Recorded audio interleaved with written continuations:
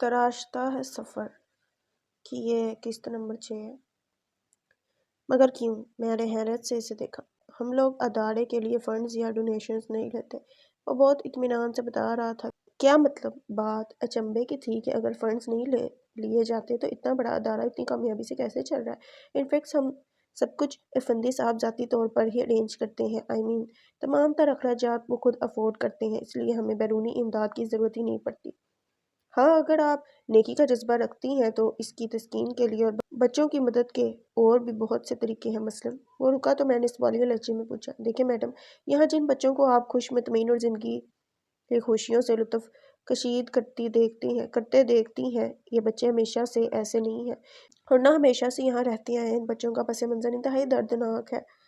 عاصم نے میز پر رکھے دونوں ہاتھوں کی انگلیاں آپس میں پھنساتے ہوئے کہا، ان میں سے کچھ بچے ایسے ہیں جو قدرت کے ستم ظرفی کا شکار ہوئے ہیں، مختلف حادثات میں جو اپنے ماں باپ کو کھو بیٹھے ہیں۔ کچھ ایسے ہیں کہ لوگوں کے ہجوم میں جن کے ہاتھ سے ماں کی انگلی پھسلی اور پھر وہ پرشفقت لمس ہمیشہ کے لیے خواب بن کر رہ گیا۔ کچھ وہ ہیں جو رات کی سیاہی کا ثمر ہیں اور کوڑے کے ڈھیر پر پڑے انسانیت کی اخلاقی قدروں پر ماتم کنا تھے۔ کچھ بچے وہ ہیں جو اپنے ہاتھ بھیک کے لیے پھیلاتے تھے تو ان کی آنکھیں ندامت سے چور ہوتی تھیں۔ کچھ بچے ماں باپ کی مجبوریوں کی عوض یہاں تک چلے آئے کہ ان کے گھروں میں بھوک کا ڈیرا تھا اور پیٹ کا دوزخ روٹی مانگتا ہے۔ ان تمام بچوں کو یہاں لانے کا مقصد نہ صرف ان کی بنیادی ضروریات کی تکمیل بلکہ ان کی شخصیت کی متوازن تعمیر بھی ہے۔ اس لحاظ سے ان بچوں کو اولین ضرورت روٹی، کپڑا، رہائش ہے جو کہ پوری کی جا رہی ہے۔ اس کے بعد جو چیز ان کے لیے ٹانگ کی حیثیت رکھتی ہے وہ ہے پیار، محبت، توجہ، شفقت، تعلیم اور پھر بہترین تربیت۔ اور آپ جیسے ہمدرد لوگوں سے ہم انہی چیزوں کی توقع رکھتے ہیں۔ آپ انہیں فراغت میں پڑھانے کے لیے آ سکتی ہیں۔ کوئی ایسا فن، کوئی ہنر جو آپ کے خیال میں ان کے لیے بہتر ہو وہ سکھا سکتی ہیں، یعنی کوئی بھی ایسا کام جس سے ان کی محرومیاں دم توڑ دیں اور ایک مضبوط، پروقار، مستحکم شخصیت کی تعمیر ہو سکے۔ عاصم نے بات مکمل کر کے کرسی کی پشت سے ٹیک لگائی تھی۔ میں نے بھی طویل سانس لے کر خود کو ڈھیلا چھوڑ دیا تھا۔ ٹھیک ہے عاصم، میں غور کروں گی کہ میری ذات ان بچوں کے لیے کس طرح فائدہ بخش ہو سکتی ہے۔ میں تھکے تھکے سے انداز میں اٹھ کر چلی آئی تھی۔ در حقیقت عاصم کی گفتگو سے دل پر بوجھ بہت بڑھ گیا تھا۔ میں جو یہاں آ کر جمشید افندی کے اس قول پر ایمان لا رہی تھی کہ زندگی یہاں بہت ہستی کھلکھلاتی ملے گی، اب ایک نامعلوم دکھ کے حصار میں گھر گئی تھی۔ تو گویا مسکراہٹ اور آنسوں کا باہمی تعلق ایسا ہی ہے جیسے دن اور رات کا، جو نہ ایک دوسرے سے جدا ہو سکتے ہیں اور نہ ہی روشن اور چمکدار دن اتنا طاقتور ہوتا ہے کہ رات کے سیاہ گور اندھیرے کو کائنات پر قابض ہونے سے روک سکے۔ اور یوں دن رات کی جنوں خیز میں اپنا وجود کھو بیٹھتا ہے اور مسکراہٹ آنسوں کی بارش میں گل جاتی ہے۔ دارالطاف کی سفید عمارت اداسی کی دھند میں لپٹی نظر آ رہی تھی اور میں بوجھل دل کے ساتھ گاڑی میں آ بیٹھی تھی۔ گاڑی کو ہموار سڑک پر دہراتے ہوئے میں نے عاصم کی باتیں ایک مرتبہ پھر ذہن میں دہرائی تھیں۔ کچھ نئے خیالات شعور کے دروازے پر دھیرے دھیرے دستک دے رہے تھے اور گھر پہنچنے تک میں دارالطاف کو مستقل طور پر جوائن کرنے کا فیصلہ کر چکی تھی۔ او بادشاہوں، اب کدھر کے ارادے ہیں؟ وہی مخصوص لب و لہجہ، وہی کھنگتی آواز۔ کوریڈور میں چلتے چلتے میں ٹھٹک کر رک گئی تھی۔ پلٹ کر دیکھا تو زوار شاہ ہمیشہ کی طرح اپنی بدرنگ جینز اور گھسی چپل پہنے لمبے لمبے ڈگ بڑھتا چلا آ رہا تھا۔ انداز میں حد درجہ بے نیازی تھی۔ کچھ خدا خوف کرو زوار شاہ، اتنی سردی میں تم صرف چپل پہن کر پھر رہے ہو، بیمار پڑنے کا ارادہ ہے کیا؟ اور تمہارے جوگرز کا کیا ہوا جو تم نے 2 سال پہلے سال بھر کی پاکٹ منی جمع کر کے لیے تھے؟ میں جرابوں جوگرز میں جکڑے ہونے کے باوجود ٹھنڈک محسوس کیے بنا نہیں رہ سکتی تھی۔ میں بتاتا ہوں محترمہ کہ وہ جوگرز کیا ہوئے۔ معظم ہاشمی صاحب کے آفس سے ابھی نکلا تھا۔ کل جب یہ میری بائیک پر لفٹ لیے گھر جانے کے لیے نکلے تو راستے میں ان کو ایک ایسا شخص نظر آیا جو پاؤں سے ننگا تھا اور اپنی لیری دھکیل رہا تھا۔ بس ان محترم نے میری بائیک سے جمپ لگائی، حاتم تائی کی قبر پر لات ماری اور جھٹ سے اپنے جوگرز اتار کر اس شخص کے ہاتھ میں تھمائے اور خود چل دیے ننگے پاؤں۔ معظم ایک ہی سانس میں ساری بیتیا سنا کر گھراب سے عاصم کے آفس میں گھس گیا تھا۔ میں نے حیرت سے زوار شاہ کو دیکھا جو اب سر کھجاتے ہوئے دائیں بائیں جھانک رہا تھا۔ زوار شاہ، ہمدردی اچھی چیز ہے مگر شان سے جی، اس نے فوراً مجھے ٹوک دیا۔ وہ شخص بہت برا تھا۔ موسم کی شدت اس کے لیے ناقابل برداشت تھی، میرے لیے نہیں۔ اس لیے مجھے کم از کم وہ تو کرنا چاہیے تھا نا جو میں کر سکتا تھا۔ تمہیں عاصم کی بات مان لینی چاہیے۔ आखिर वो तुम्हारे काम का मुआवजा देगा। खुदा ना खास्ता कोई भीख या इमदादी रकम तो तुम्हारे हाथ पे नहीं रखेगा ना। मैं जानती थी वो मुफलिस होने के बावजूद रजाकाराना तौर पर काम कर रहा था। शांजे जी, अगर हर नेकी का सिला यही मिल गया तो आखिरत के लिए क्या बचेगा। इसने बहुत आम से अंदाज में बहुत खास बात कही थी। फिर ऑफिस का दरवाज़ा खोलते हुए बाएं बाजू फैलाते हुए कदरे झुक कर गोया एहतरामन मुझे ऑफिस में दाखिल होने के लिए कहा था। ऑफिस में इस वक्त खूब रौनक लगी हुई थी। आइए आइए मिस शांजे ईमान, अभी आप ही का जिक्र हो रहा था। रजा ने फौरन मेरे लिए कुर्सी खींची थी।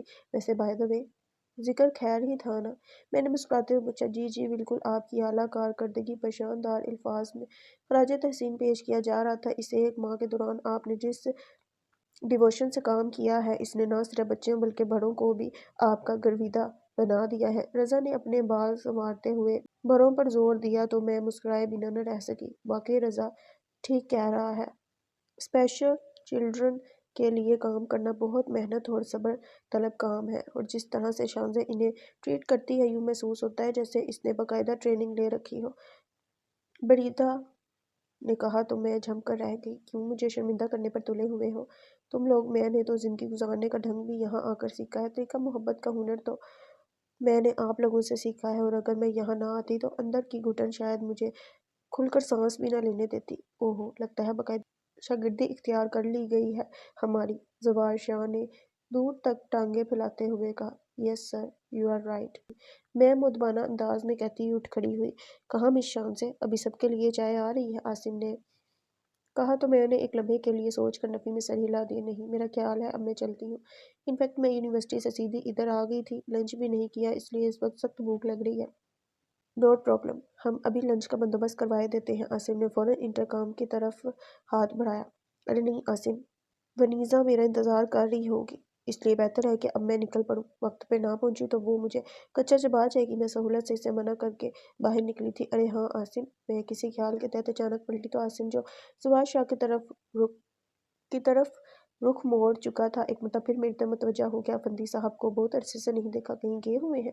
जी हाँ, वो सिंगापुर गए हुए हैं, इसने मुख्तसरन बताया तो मैं सर हिलाकर बाहर निकल आई। और कितनी अजीब बात है कि पूरा एक माह हो गया है मुझे यहाँ आए हुए, और इन 3 दिनों में मैं एक बार भी इस शख्स से नहीं मिल पाई जिसने कहा था कि जिस तरह एक कतरा समुद्र में जाकर अपना वजूद खो देता है, इसी तरह कायनात में बिखरे बेशुमार दुखों में आपका गम आपको बहुत हकीर नजर आएगा। और मुझे लगता है इस शख्स ने दुरुस्त ही कहा था, क्योंकि वो दुख जो मेरे जिस्म की रवे रवे में जहर आलूद सुइयों की तरह गड़ा हुआ था, और हर लम्हा मेरी रूह को एक नए अजाब में मुबतला रखता था, अब महज एक फांस बनकर दिल में घर गया था। और मुझे तो ये भी लगता है कि ये फांस ही मेरी रूह का नसूर बनती जा रही है। मैंने बहुत सुस्त रवि से चलते हुए सोचा था। इतराफ में दरख्तों के साए लंबे होते जा रहे थे। तपिश से महरूम सूरज की किरणें पसमर्दगी और बेचारगी से अपने वजूद को समेटती हुई जमीन से लम्हा ब लम्हा जुदा होती जा रही। अजीब सर्द सी उदासी पूरे माहौल में रची बसी थी। ना कोई शोर, ना हंगामा, ना आवाज, ना पुकार, सिर्फ मेरे कदमों की मदम चाहत थी जो इस लामहदूद चुप पर सब्त हो रही थी। और मुझे लग रहा था बिल्कुल ये ही कैफियत मेरे दिल की भी है, और उदास पसमद्दा खामोश, और इस खामोश बस्ती में भी कोई मध्यम सी चाप उभर रही है। ख्याल, सोच, फिक्र के हजारा कदमों की मध्यम सी चाप, और कुछ भी नहीं। व्हाट्स रॉन्ग विद यू वनीजा, क्यों तंग कर रही हो? मैंने सख्त झुंझलाकर कहा। वो कोई 15 मिनट से ऐन मेरे सामने सोफे पर बैठी नजरों ही नजरों में मुझे जांच रही थी बगैर कुछ के। तो गोया ये तय है कि हमारे रह से ताल्लुकात भी अब इख्तिताम पजीर होने हैं। इससे इत्मीनान से टांग पर टांग जमाए मुझे लगा वो कई दिनों का हिसाब चुका देना चाहती है। क्या मतलब है तुम्हारा? एक बात बताओ शाम से, तुम किससे भाग रही हो, खुद से या हम सब से? इसने कदरे आगे को झुककर मुझसे पूछा था। मैंने जरा सा हंसकर इसकी बात के असर को जाया करना चाहा, मगर शायद मेरे होंठ मेरा साथ नहीं दे सकते थे। ऐसी कोई बात नहीं वनीजा, ऐसी ही बात है। वनीजा ने एकदम मुझे टोक, और इसके पुरयकीन लहजे पर मैंने अपने होंठ भींच लिए थे, गए कभी खुले ही ना हो। ये तो जो सारा दिन लूल लूल सड़कों पर खवाड़ होती हो, ये फरार नहीं तो और क्या है शान से? मनीजा की आवाज़ कतरे तेज थी। यूनिवर्सिटी में कोई क्लास अटेंड करो तो तुम इस तरह बेजारो बेचैन बैठी होती हो जैसे तुम्हें ज़बरदस्ती वहाँ ला बिठाया हो। सुबह से शाम तक तुम तुम अनजाने रास्तों पर भटकती रहती हो और तुम्हें ये तक मालूम नहीं होता कि कौन से पहर तुमने खाना खाया था और कितने पहरों से तुम भूखी हो। घर जाने का ख्याल तुम्हारे लिए सुहाने रूम बन जाता है। बाप तो चलो सौतेला है, मगर तुम्हें तो माँ की शक्ल देखना भी गवारा नहीं। खुद अपनी ज़ात को भी बुरी तरह इग्नोर कर रही हो तुम। क्या पहना है, क्या ओढ़ना है, तुम्हें कुछ याद नहीं रहता। ऊपर से तुमने वो चिल्ड्रन होम ज्वाइन कर लिया है, जबकि ऐसे किसी भी इदारे के बारे में तुम्हारा अवलीन ख्याल ये होता था कि ये महज रुपये कमाने का और नाम कमाने का जरिया और कुछ नहीं। और अब तुम ऐसे ही एक इदारे के लिए पागल हुई जा रही हो। इतना वक्त अगर तुम इस चिल्ड्रन होम में ज़ाया करने की। Shut up Vaneeza, just shut up. मैं रूहान से लहजे में चीख उठी थी। मजीद बर्दाश्त करने की हिम्मत नहीं रही थी मुझ में। मैंने दोनों हाथों पर सर गिरा लिया। आंसू जैसे उमड़ आने को बेताब थे, मगर मैं इन्हें ऐसा कोई मौका देना नहीं चाहती थी। और आज मुझे मालूम हुआ था कितना इत्मीनान बख्श होता है वो एहसास जब कोई इंसान सब कुछ जानने के बावजूद अनजान बनकर आपका भरम रख ले। और कितना अजियतनाक होता है एहसास का वो लम्हा जब वही शख्स आपके सामने बड़ी बेदर्दी से आपकी ज़ात के बखिए उधेड़ कर रख दे। तुम बहुत बदल गई हो शान से। चंद लम्हों बाद वनीज़ा की आवाज़ दोबारा सुनाई दी थी। बहुत ज़्यादा बदल गई हो, और मैं इस तब्दीली की वजह जानना चाहती हूँ। कितना अरसा हो गया तुमने कभी उदास लहजे में मुझसे ये नहीं कहा कि आओ वनीज़ा, टेरिस पर चले, और वहाँ चलकर तुम मुझसे अपना दुख और अपनी परेशानी शेयर करो, कोई प्रॉब्लम डिस्कस करो। तुमने कभी ये नहीं कहा कि तुम्हें पापा याद आते हैं, और तुमने तो कभी ये भी नहीं कहा कि एहतशाम अहमद से शादी के फैसले पर तुम मम्मा से नाराज़ हो। हालांकि फितरी तौर पर ये सब बातें तुम्हें मुझसे शेयर करनी चाहिए थी, मगर तुमने नहीं की। किसी और से ना सही, मगर कम अज़ कम मुझसे तो कुछ कहो। अपनी ज़ात के गिर्द इतनी बुलंद फसलें खड़ी कर ली हैं तुमने कि तुम तक रसाई मेरे लिए कार दुश्वार बनकर रह गई है। मगर ये बात कान खोल कर सुन लो शाम से। ईमान कि आज मैं वो सब कुछ सुनकर रहूंगी जो तुम्हारे दिल में है, गोया वो तह किए बैठी थी। क्या सुनना चाहती हो तुम? मैंने झटके से सर उठाकर जब्त गड़िया से सुर्ख होती आंखें इस पर जमा ली। ये कि पापा मुझे याद आते हैं। तो सुन लो वनीज़ा दावर, कि मैं अपने पापा को कभी नहीं भूली। वो लम्हा बलम्हा मेरे साथ होते हैं। मैं चलती हूँ तो वो मेरे हमकदम होते हैं। मैं खाती हूँ तो वो मेरे सामने बैठते हैं। मैं रोती हूँ तो वो मेरे आंसू पूछते हैं। मेरे अंदर जैसे कोई जवार भाटा उठा है। और वो एहतशाम अहमद। हाँ, मैं इतराफ़ करती हूँ कि मुझे इस शख्स से नफ़रत है, और इससे भी ज़्यादा नफ़रत मुझे इस औरत से है जिसे तुम मेरी माँ कहती हो। मुझे इसकी सूरत तक देखना गवारा नहीं। मैं इसे एक लम्हे के लिए भी बर्दाश्त नहीं कर सकती। इसके वजूद से उठती महक से मुझे वहशत होती है। सुन रही हो वनीज़ा, मुझे अपनी माँ से शदीद नफ़रत है। मैं मुठ्ठियाँ भींचे हुए ऐन इसके सामने जा खड़ी हुई थी। इसे गालबन इस शदीद रद्द अमल की तवक्को नहीं थी, इसलिए हैरान और परेशान अपनी जगह साकित रह गई थी। मैं घर इसलिए नहीं चाहती कि मैं इस औरत के साए से भी बचना चाहती हूँ। इसकी मौजूदगी का एक एक लम्हा मुझ पर क़यामत बनकर गुजरता है। आर यू क्रेजी शान? क्या ओल-फोल बक रही हो? इसने मुझे बाजू से पकड़कर सोफे पर बिठाना चाहा, मगर मैंने एक झटके से अपना बाजू छुड़ा लिया। ये ओल-फोल नहीं है मिस वनीज़ा दावर, ये वही सच्चाई है जिसे तुम सुनने के लिए बेताब थी। मैंने दुरुस्त लहजे में कहा। शानज़े, अच्छा तुम बैठो तो सही। इसने मुझे ठंडा करना चाहा, मगर मेरे अंदर जैसे कोई लावा उबल रहा था। शानज़े, और गौर से बैठ जाओ। इसने मुझे सोफे पर धकेला और पानी का गिलास मेरी तरफ बढ़ाया। नहीं, इसकी ज़रूरत नहीं। मेरे कतई लहजे पर इसने बेबसी से मुझे देखा। आई कांट बिलीव इट शानज़े, ये सब तुम कह रही हो, और वो भी? हाँ, मैंने तेज़ लहजे में इसकी बात काटी। ये मैं कह रही हूँ, और अपनी माँ के बारे में कह रही हूँ। इसी बात पर तो यकीन नहीं आ रहा शानज़े, कोई बेटी अपनी माँ के बारे में ऐसा भी कह सकती है? वो बेयकीनी से मुझे देख रही थी। हाँ, माँ के बारे में ये सब नहीं कहा जा सकता, लेकिन तुम्हारी फसीहा आंटी एक चलता फिरता डेकोरेशन पीस है, एंड नथिंग मोर। मैं जहरगंद लहजे में कहती हुई एक झटके से उठी थी और अपना बैग उठाकर बाहर निकल आई थी। अनीसा हैरत और बेयकीनी के बायस मुझे रोकने की कोई मामूली सी कोशिश भी नहीं कर पाई थी। खुशियों की आरज़ू में मुकद्दर भी सो गए। आंधी चली कुछ ऐसे कि अपने भी खो गए। क्या खूब था तुम्हारा ये अंदाज दोस्तों।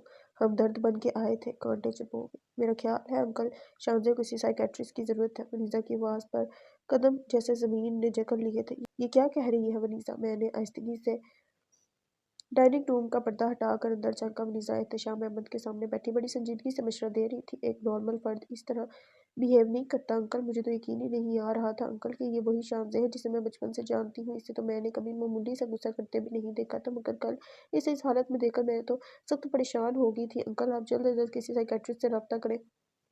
पर्दा मेरे हाथ से छूट गया था और मैं दम खुद सी अपनी जगह खड़ी रह गई थी, और یہ ونیزا تھی جس کا دعویٰ تھا کہ وہ مجھے اس دنیا میں سب سے زیادہ جانتی ہے، سمجھتی ہے، اور جس کا خیال ہے کہ مجھے کسی سائیکیٹرسٹ کی ضرورت ہے۔